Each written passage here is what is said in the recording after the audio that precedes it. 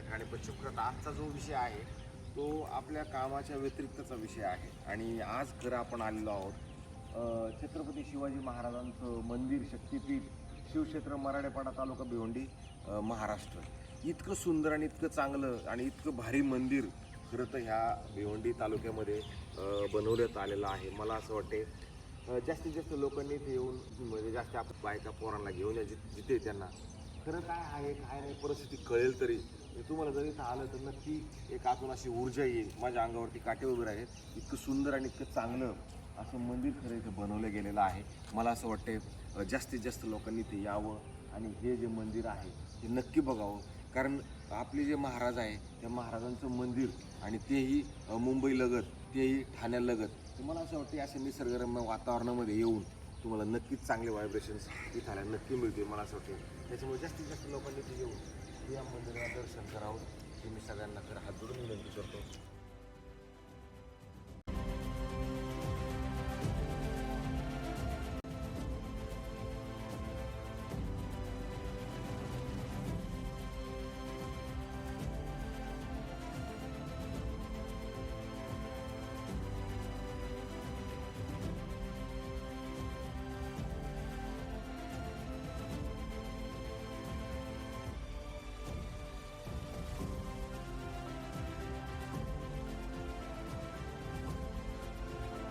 हा जो मंदिराचा गाभार आहे, महाराजांच्या मंदिराच्या बाहेरनं ज्या वेळेला आपण आतमध्ये येतो त्यावेळेला तुम्हाला असं फील येईल की मी नक्की कुठे आलेलो आहोत. खरं मला असं म्हणायचं की लोकांनी ह्या श्रावण महिन्यामध्ये इथे जास्तीत जास्त लोकांनी यावं. कारण इथली जी तुम्हाला इथं व्हायब्रेशन्स म्हणा किंवा इथलं जे वातावरण आहे तुमच्या मुलांना म्हणा तर तुम्हाला 1% चांगलं वाटेल. आणि सगळ्यात चांगली गोष्ट ही आहे की जो इतिहास आहे तो पूर्णपणे चांगल्या पद्धतीनं तुम्हाला इथे इतिहास नक्की मिळणार आहे. कारण की इथे सगळं ज्या पद्धतीनं खरं बनवलेलं आहे इतकं अप्रतिम, इतकं सुंदर आणि इतकं चांगलं बनवलेलं आहे. इतकं भारी असं मंदिर आहे. बघा महाराजांचं सिंहासन आणि महाराज सिंहासनावरती बसलेले आहेत. मंदिराचं शिखर किंवा मंदिर म्हणजे आत्ता हे जे नवी मुंबईला राहणारे शिवभक्त आहेत राजू चौधरी साहेब, खरं त्यांनी हे मंदिर त्यांच्या स्वखर्चातलं बनवलेलं आहे. आणि मला असं वाटतं की महाराजांचं मंदिर असणारं हे पहिली जागा ही नक्की असणार आहे. आणि तुम्ही मंदिराच्या परिसरात जर आला तुम्हाला खरं इथं पाळीव प्राणी हे सगळं काही घेऊन येता येणार नाही.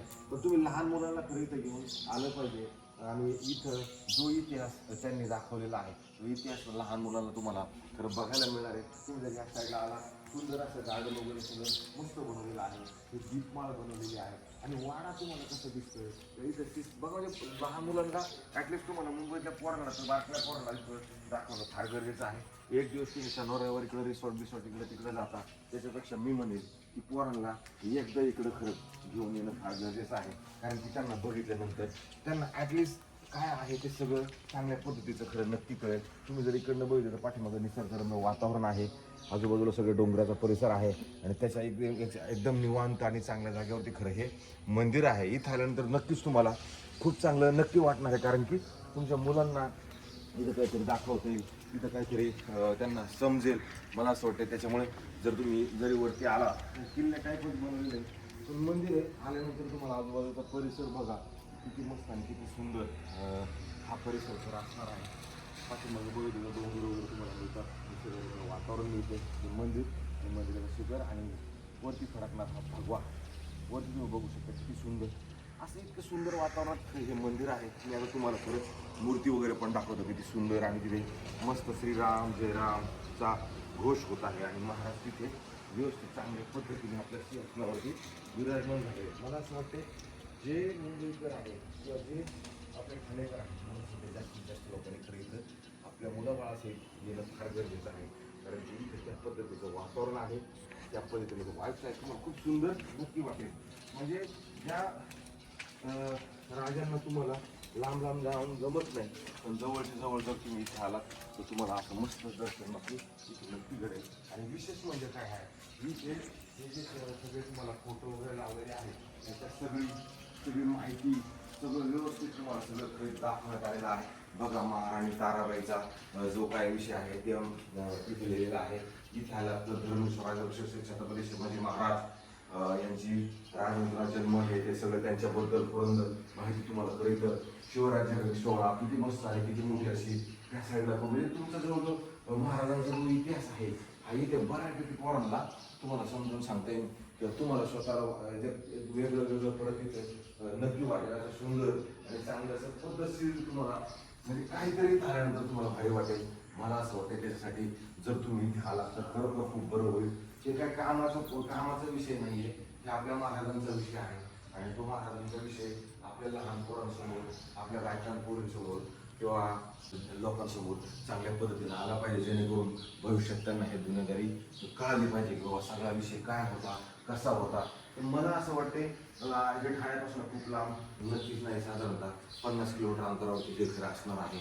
मला असं वाटतं रोड थोडासा आहे पण तुम्ही एकदा तरी नक्की इकडं यायला पाहिजे. मग असे मस्त सुंदर गार्डन वगैरे सगळं मस्त बनवलेलं आहे. तुम्ही ते सगळं जर बघितलं तर तुम्हाला इथे एकदम रमून जाणार. सकाळच्या वेळेला मी आलं इतकं सुंदर वाटतंय, इतकं सुंदर वाटतंय.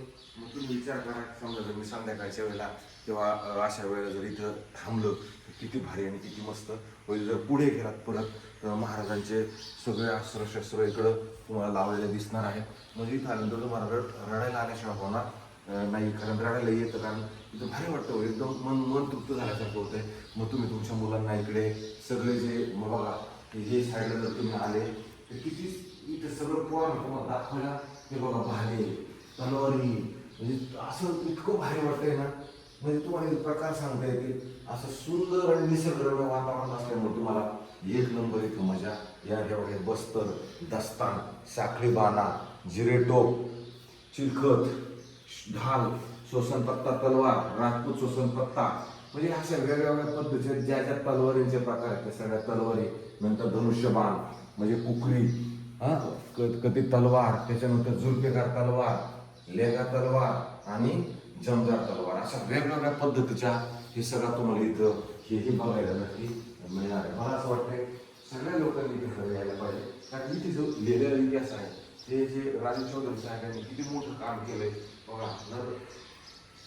नरविंदाजी मालुसरे यांच्याबद्दलचा सगळा इतिहास तुम्हाला इथे लावलेला आहे. प्रतापराव गुजर साहेबांचा इतिहास तुम्हाला इथे दिसेल.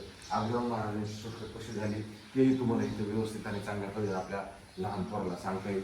बहिर्जी नाईक गुप्तहेर त्यांच्याबद्दल इथं माहिती म्हणजे तुम्हाला इथे सगळ्या ज्या मिळणाऱ्या आहेत सगळ्यांना माहिती मात्र तुम्हाला सगळं सुंदर आणि चांगल्या पद्धतीच्या मिळतील. पाठीमागलं जर मंदिर बघितलं असं सुंदर एकदम मोठं असं मंदिर आहे. वरतीपर्यंत तुम्ही बघा असा भगवा एकदम डोळं निफडत आहे. वरती आकाश आहे आणि खाली हे असं खरं तर हे महाराजांमुळेच आज सगळा विषय आज तुम्हाला हा देश प्रदेश बघायला मिळतो. मला असं वाटतं प्रत्येक माणसाने येऊन एकदा तरी महाराजांच्या पुढे नतमस्तक होणं फार गरजेचं आहे. कारण की इथे महाराजांबद्दल सगळ्या माहिती आहे किंवा मंदिर आहे. बघा ना हे मंदिर आतापर्यंत असं केलं मंदिर मी जर नव्हतं बघितलं इतकं सुंदर इतकं चांगलं मंदिर जे बनवलेलं आहे. मला असं त्यांनी यायला पाहिजे. परत अजून तुम्हाला प्रदर्शन आहे, तलवारीचं प्रदर्शन आहे, बाकीचे सगळे ज्या ज्या गोष्टी आहेत त्या किती मस्त आणि किती सुंदर खरं इथं बनवलेले आहे. तर की हे मला असं वाटतंय की आता भविष्यात आता आपले येणारे जी मोबाईलवरती चर्चा घेतलेली आहे त्या मोबाईलवरून जरा थोडंसं बाहेर येऊन थोडंसं तुम्हाला इथं निसर्गरम्य वातावरण घेऊ तुम्हाला ह्या सगळ्या गोष्टींचा खूप आनंद चांगल्या पद्धतीचा घेता येईल. आत्ता तुम्ही आलो तर इतकं सुंदर आणि इतकं चांगलं तुम्हाला इथं फिलिंग येणार आहे. तिथे स्वच्छता खूप चांगल्या पद्धतीची आहे. तिथे कोणत्या पद्धतीचा बाजार नाही किंवा काही नाही आहे. पण फक्त मंदिर म्हणून बघायला सगळ्यांनी खरं यायला पाहिजे, कारण खरोखर खूप सुंदर आणि चांगल्या पद्धतीचं मंदिर आहे. आपण सगळ्या मंदिराकडे जातो, तुम्ही इकडे ह्या मंदिरात पण येणार, इथं तुम्हाला थोडी माहिती पण मिळणार आहे. महाराजांचं दर्शन पण पद्धतशीर चांगल्या पद्धतीनं होईल. त्याच्यामुळे मला असं वाटते इथे या खरं. मला काय त्यात मला काय पैसे मिळणार नाही किंवा पैशासाठी कोणाला बोलवत नाही. फक्त आपल्या भविष्यातल्या येणाऱ्या पिढीला हे सगळं दिसावं, आपल्या पिढीने ह्या सगळ्या गोष्टींची माहिती घ्यावी म्हणून तुम्ही खरं इथपर्यंत या. आणि विशेष म्हणजे मोबाईल सोडून जरा 2 मिनिटं आला तर इथे तर तुम्हाला स्वतःला आपोआप चांगलं वाटेल. म्हणजे तुम्हाला बोलायची गरज नाही पडणार. इथं आलात ना तुम्ही इथलं वातावरण बघून किंवा इथलं मंदिर बघून तुम्हाला 100% खूप चांगल्या पद्धतीचं मात्र इथे काहीतरी घेऊन जा, हीच मी तुम्हाला सगळ्यांना अपेक्षा करतो. खरं तर हे जे मंदिर आहे ते मंदिर आपल्या राज्याचे मुख्यमंत्री साहेब देवेंद्र फडणवीस साहेब आले होते, त्याच्यानंतर एकनाथ शिंदे साहेब आले होते. असे खूप असे चांगले लोक येऊन ते खरं 17/3/2025 त्याचं लोकार्पण पण झालेलं आहे. त्याच्यामुळे मला असं वाटतं असं आपणच आपल्या महाराजांचे नाव मोठं नाही करायचं, कोणाचं करायचं, सॉरी महाराजांचं नाव ऑलरेडी मोठं आहे, पण एक मंदिर महाराजांचं झालेलं आहे. तर मंदिराचं आपणच बघायला नाही आलं पाहिजे, मग कोण यायला पाहिजे. मला असं वाटतं महाराष्ट्रातलं हे पहिलं मंदिर असेल महाराजांचं बनवलेलं, म्हणजे स्वतः कोणतरी बनवलेलं मंदिर. तर ते बघायला खरं तुम्ही सगळ्यांनी इथे यायला पाहिजे. खरोखर तुम्हाला इथं बघा चिमणींचा सिलसिलाट आणि हे बघा मस्त नंतर असं त्याच्यानंतर तुमचं जे मंदिराचा गाभारा वगैरे जर तुम्ही बघितला तर तुम्ही तुम्हाला त्या मंदिराची किंवा त्या मंदिराचं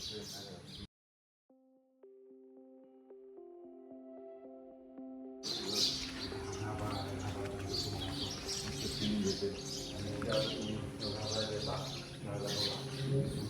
असं सुंदर लक्ष काम वगैरे सगळं केलेलं आहे. तुम्हाला असं मस्त सुंदर आणि एकदम छान नक्की वाटेल. आणि मग राजमाता तुमचं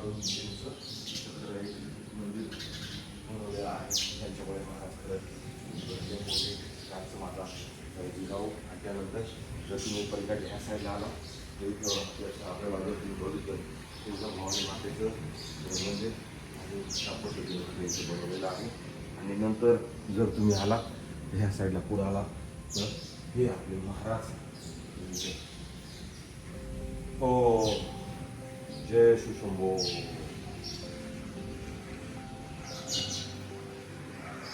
अशा पद्धतीचं हे सुंदर मंदिर आहे. किती रेखीव मूर्ती आहे आणि साक्षात महाराज बसले असं फिलिंग तुम्हाला येते.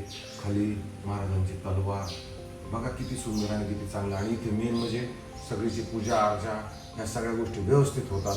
श्रीराम जय राम. मंदिराच्या आतमध्ये गाभाऱ्यात तुम्हाला जयघोष कंटिन्यू चालू असतो. आत्ता आम्ही शूटिंग काढण्यापूर्वी त्यांना म्हणलं 2 मिनटं त्याला थोडं कमी करा. तर ह्या अशा पद्धतीचं सुंदर आणि चांगलं मंदिर इथं खरं बनवलं गेलेलं आहे. तर जे जे शिवभक्त आहेत किंवा शिवभक्तच असणं काय गरज नाही, जे जे आपले महाराष्ट्राचे लोक आहेत त्यांनी ह्या मंदिरात खरं येऊन महाराजांचा आशीर्वाद घेणं फार गरजेचं आहे असं मी तुम्हा सगळ्यांना हात जोडून नम्र करतो. आणि तुर्तास थांबतो मंडळी. रामकृष्ण.